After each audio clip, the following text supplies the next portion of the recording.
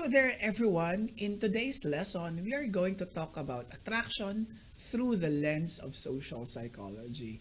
This is the first of a two-part series, so that in this video, we are going to talk about the need to affiliate and belong. We will also discuss loneliness and how it affects health and the related concept of social rejection. Finally, we are going to discuss the 8 factors in social attraction to include proximity, familiarity, beauty, similarity, reciprocity, playing hard to get, and intimacy. Now, have you ever wondered why people are motivated to spend time with some people over others? Or why they chose the friends and significant others they do? If you have given thought to interpersonal attraction or showing a preference for other people. Now, you have to remember that inter means between, and so interpersonal is between people. This relates to the need to affiliate and belong, which is our motive to establish, maintain, or restore social connections and relationships with others, whether individually or through groups. Now, it is important to point out that we affiliate with people who accept us, though are generally indifferent of us, while we tend to belong to individuals who truly care about us and for whom we have an attachment for. In terms of the former, you affiliate with your classmates and people you work with, while you belong to your family and or a committed relationship with your significant other or best friend. Now, one of the main reasons why we have the need to affiliate or to belong is because we don't want to be lonely. Now, loneliness happens when our interpersonal relationships are not fulfilling and can lead to psychological discomfort. In reality, our relationships may be fine, and so our perceptions of being alone is what matters most and can be particularly troublesome for the elderly. Tiwari in 2013 pointed out that loneliness can take 3 forms. First, situational loneliness happens when unpleasant experiences, interpersonal conflicts, disasters, or accidents lead to loneliness. Second, you have developmental loneliness, which happens when a person cannot balance the need to relate to others and the need for individualism, which result in loss of meaning from their life, which in turn lead to emptiness and loneliness. Now, the third is internal loneliness, which arises when a person has low esteem and low self-worth and can be caused by locus of control, guilt or worthlessness, and inadequate coping strategies. Tiwari furthered that loneliness has now become an important public health concern. It can lead to pain, injury or loss, grief, fear, fatigue, and exhaustion. Thus, it also makes sense or it also makes a person sick and interferes in day-to-day functioning and hampers recovery. Loneliness with its epidemiology, phenomenology, etiology, diagnostic criteria, adverse effect, and management should be considered a disease and should be or should find its place in the classroom or in the classification of psychiatric disorders. So, what do you think? Do you agree with Tiwari? Should we, especially in the context of COVID-19, include loneliness as a disease? Do we need to list loneliness in the DSM-5? Now, whether or not or while you are thinking about that, let's now move on to the factors that predict attraction. Now, on April 7, 2015, Psychology Today published an article entitled The 4 Types of Attraction, referred to as an attraction pyramid. It places status and health at the bottom, emotional at the middle, and logic at the top of the pyramid. Status takes on 2 forms. Internal refers to confidence, your skill, and what you believe in or your values. External refers to your job, visual markers, and whether or not you own such nice things as a car or a house. Now, the article states that confidence may be particularly important and overrides external status in the long run. Health can include the way you look, move, smell, or even your intelligence. The mid level is emotional, which includes what makes us unique. Well, are we trustworthy and comfortable to be with? This also includes our emotional intelligence and how mysterious we appear to a potential suitor. And then at the top is logic, which helps us to be sure that this individual is aligned with us in terms of our life goals, such as having kids, getting married, where will we live, etc. And now the article says that with greater alignment comes greater attraction. However, since online romance is trending now, the pyramid flips and we can focus on logic, or most people then focus on logic, and then emotion, and then status and health. But meeting in person is important and should be done as soon as possible. Now, this way, we can be sure that there is physical attraction and can only be validated in person.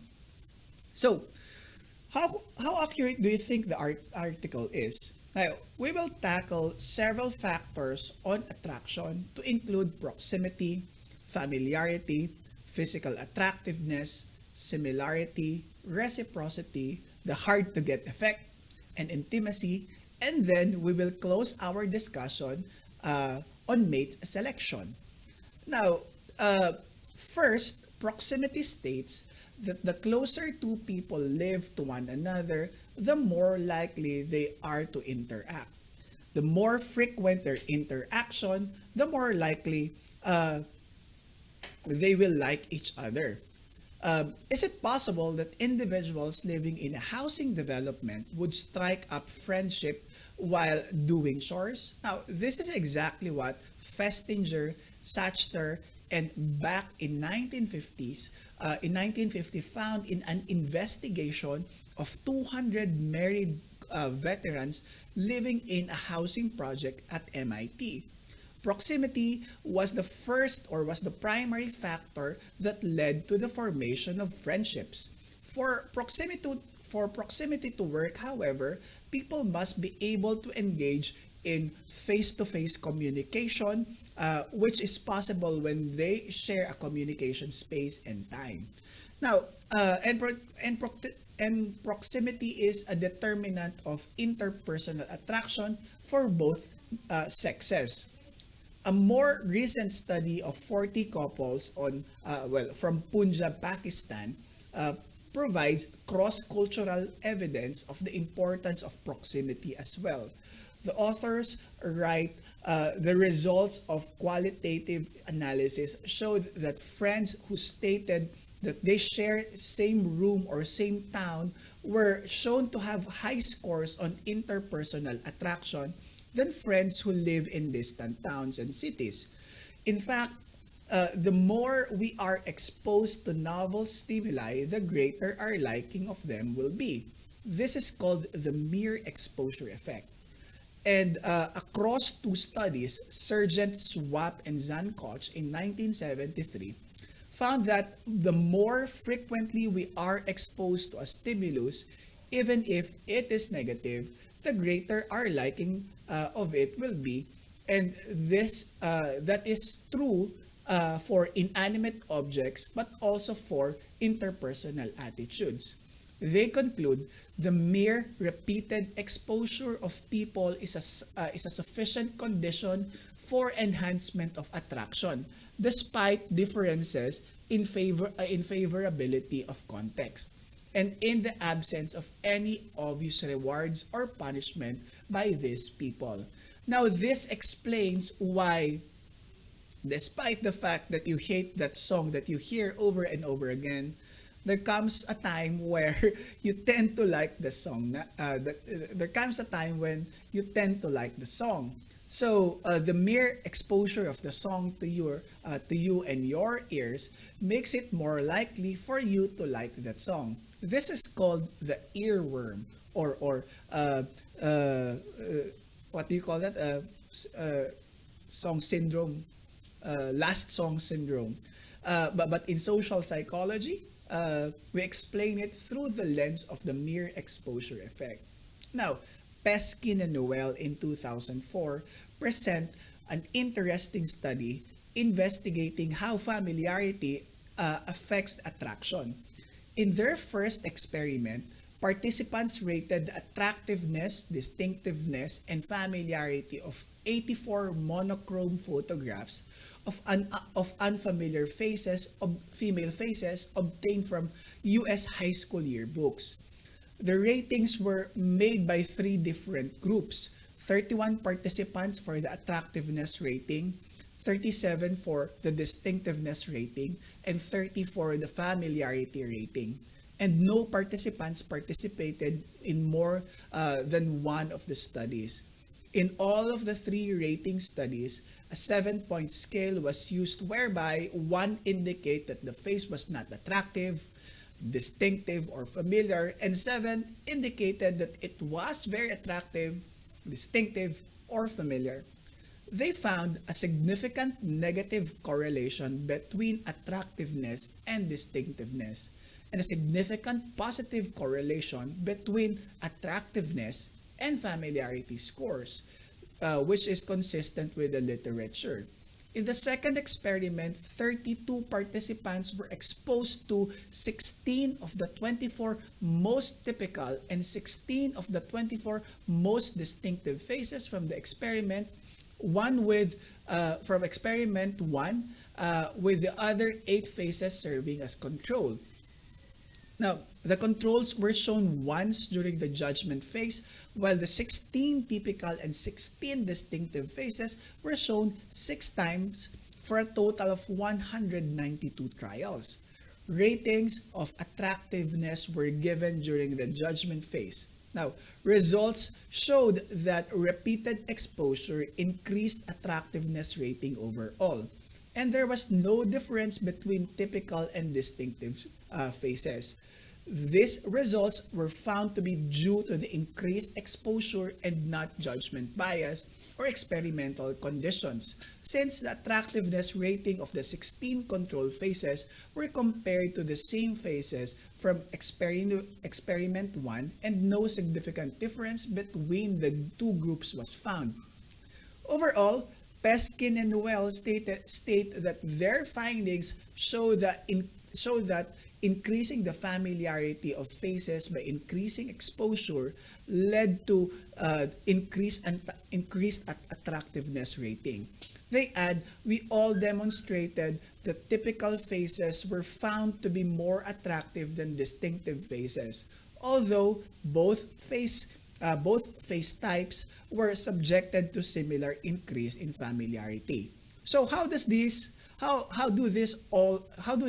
results apply to you? If you have a crush on someone and you want that person to like you back, it might be wise for you to show that person your face a few times a day, in a given week, or in a span of 2 weeks, because as research have shown, the mere exposure effect is enough to increase the likelihood that the person will be attracted to you. Speaking of attraction, the second factor is physical attractiveness. We choose who we spend time with based on how attractive they are. Attractive people are seen as more interesting, happier, smarter, sensitive, and moral, and as such are liked more than less attractive people. Ouch. Now, this is partly due to the halo effect, or when we hold a favorable attitude to the traits that are unrelated. Now, we see beauty as a valuable asset and one that can be exchanged for other things during our social interactions. Now, between personality, social skills, intelligence, and attractiveness, which characteristics do you think matters most in dating? Now, in a field study, randomly pairing subjects at a computer dance at the largest determinant of how much a person was liked, how much he wanted to date the partner again, and how frequently he asked the partner out was simply the physical characteristic of the partner. In a more contemporary twist on dating and interpersonal attraction, Lu and Zhang looked at speed dating. Results showed that the biggest predictor of attraction for both males and females was the physical attractiveness of their partners. So, reciprocity showed some influence, though similarity produced no evidence. Both will be discussed shortly, so keep it in mind for now. Now, the question is beauty linked to a name though? Garland, in 1980, asked 197 college students to choose a beauty queen from 6 photographs, all equivalent in terms of physical attractiveness. Half of the women in the photograph had a desirable first name, while the other half did not. Results showed that girls with a desirable first name received 158 votes, while those with an undesirable first name received just 39. So, why beauty? Right? Why do we love? Why do we like people who are beautiful? Well, humans display what is called a beauty bias. Struckman-Johnson and Struckman-Johnson in 1994 investigated the reaction of 277 male middle-class Caucasian college students to a vignette in which they were asked to imagine receiving an uninvited sexual advance from a casual female acquaintance. The vignette displayed different degrees of coercion, such as a low touch, moderate push, high threat, and very high weapon. Now, the results showed that men had more positive reactions to the sexual advances of a female acquaintance who was attractive and who used low or moderate levels of coercion than to an unattractive female. What about attractiveness in the workplace, right? Now, Hosoda, Stone Romero, and Coates in 2006 found considerable support for the notion that attractive individuals fare better in employment-related decisions. For example, hiring and promotion than unattractive individuals. Although there is a beauty bias, the authors found that its strength has weakened over the past few decades. Now, you have probably heard the expressions opposite attracts. And this is actually the topic of our third episode in our YouTube channel.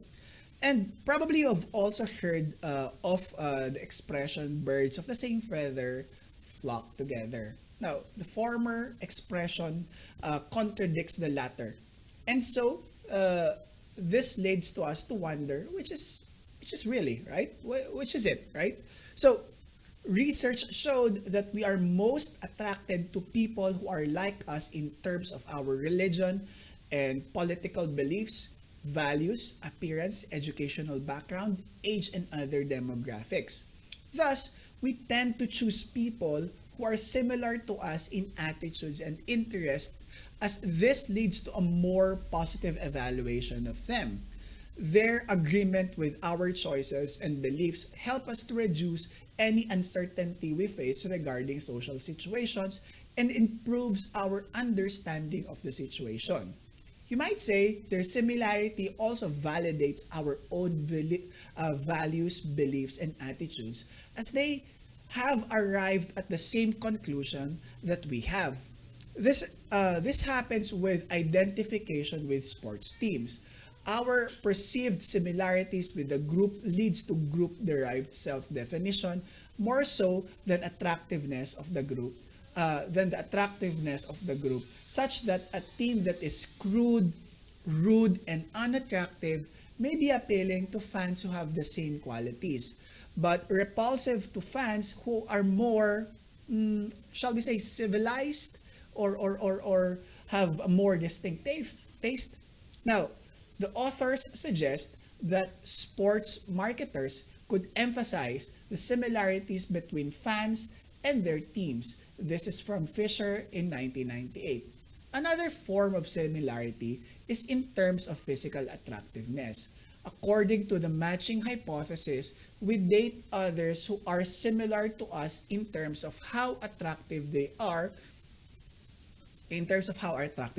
Now, this is from Feingold in 1988, Houston in 1973, Bershield in 1971, and Wolster in 1970. Now, the fourth is reciprocity. We choose people who are likely to engage in a mutual exchange with us. We prefer people who make us feel rewarded and appreciated, and in the spirit of reciprocity, we need to give something back to them. This exchange continues so long as both parties regard their interaction to be mutually beneficial or to the benefit of the exchange or the benefits of the exchange outweighs the costs. Now, if you were told that a stranger you interacted with liked you, research showed that you would express a greater liking for that person as well. And the same goes for reciprocal desires. Now, finally, intimacy occurs when we feel close to and trust in other people. This factor is based on the idea of self-disclosure or telling another person about our deepest held secrets, experiences, and benefits that we do not usually share with others. But this revealing of information comes with the expectation of a mutual self-disclosure from our friends or significant others. We might think that self-disclosure is difficult online, but a study of 243 Facebook users show that we tell our personal secrets on Facebook to those who we like and that we feel we can disclose, such as personal details, to people with whom we talk often and come to trust. Now, this said, there is a possibility we can overshare. This is called over-disclosure, which may lead to a reduction of our attractiveness. What if you showed up for class a few minutes early and sat next to one of your classmates who proceeded to give you every detail of their weekend of illicit drug use and sexual activity? Well, this would likely make you feel uncomfortable and seek to move to another seat. Now, lastly, let us use social psychology in explaining whether you should play hard to get and how do we choose our mates, or how do we select our mates. Now, does playing hard to get make a woman, or man for that matter, more desirable than the one who seems eager for an alliance? Now, results of 5 experiments said that it does not. It does not, though a 6th experiment suggested that if the woman is easy for a particular man to get but hard for all other men to get, she would be preferred over a woman who is uniformly hard to get or uniformly easy to get, or is a woman for which the man has no information about. Men gave their selective women all of the assets, which includes selective, popular, friendly, warm, and easygoing, but none of the liabilities, which includes problems expected in dating, of the uniformly hard to get and easy to get women. The authors state It appears that a woman can intensify her desirability if she acquires a reputation of being hard to get and then, by her behavior, makes it clear to a selected romantic partner that she is attracted to him. Uh, Dai, Dong, and Jai predicted and found that when person B plays hard to get with person A, this will increase A's wanting of B but will simultaneously decrease A's liking of B. Only if A is psychologically committed to pursuing further relations with B. Otherwise, the hard to get strategy will likely result in decreased wanting and liking. Lastly, how do we select mates? How do we select romantic partners? As you will see in a bit, men and women have vastly different strategies when it comes to mate selection. This leads us to think, to ask why, and the answer is rooted in evolutionary psychology. Mate selection occurs universally in all human cultures. Um, in a trend seen around the world, Boss in 2004 said that since men can father a nearly unlimited number of children, they favor signs of fertility in women to include being young, attractive, and healthy. Since they also want to know that the child is their own, they favor women who will be sexually faithful to them too. In contrast, women favor a more selective strategy. Given the incredible time investment having a child having a child involves, and the fact that she can only have a limited number of children during her lifetime.